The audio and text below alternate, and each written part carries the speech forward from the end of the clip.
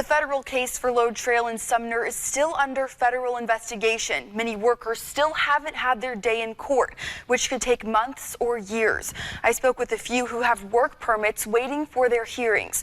All are in fear of deportation because of gang violence in their home countries.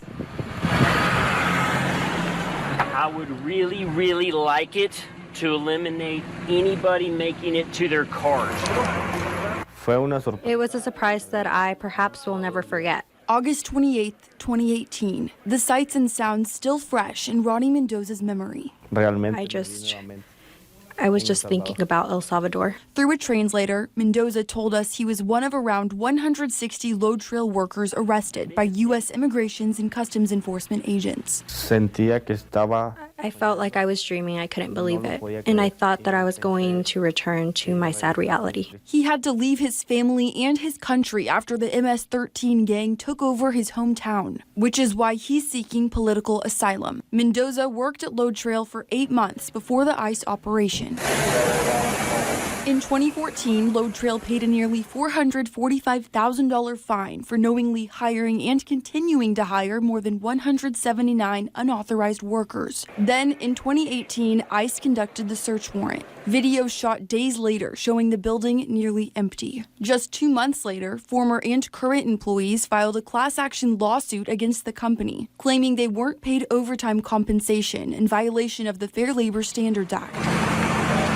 The lawsuit claims money was deducted from their paychecks for cost of alleged immigration matters, uniforms, tools, and other required items. Mendoza's not part of the lawsuit, but says he also didn't get paid for all overtime hours he worked. In other words, they were more worried about the job than the actual employees. Augustine Coronado would sometimes work an extra 12 to 18 hours a week and wouldn't get paid the full overtime amount. His final court hearing keeps getting delayed. He's worried about going home to violence in Mexico, where his brother was assaulted and stabbed.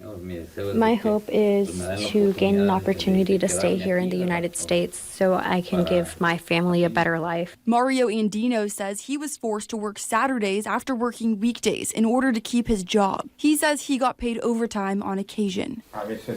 Sometimes they did, sometimes they didn't. But whenever they didn't, we wouldn't complain because we needed the money.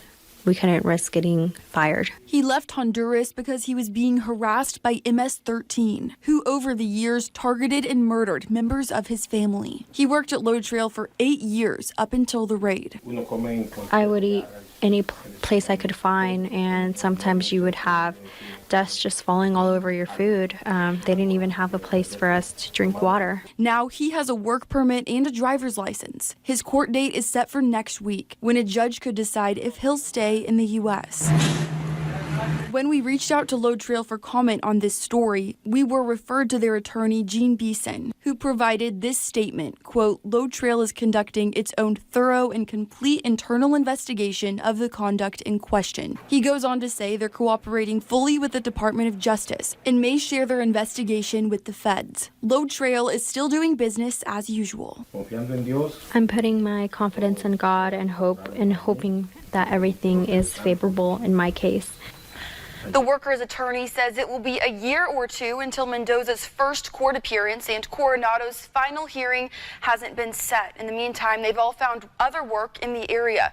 And since the class action lawsuit was filed, several others are trying to join to get their overtime pay from Lode Trail. Reporting in the studio, Meredith McCown, News 12.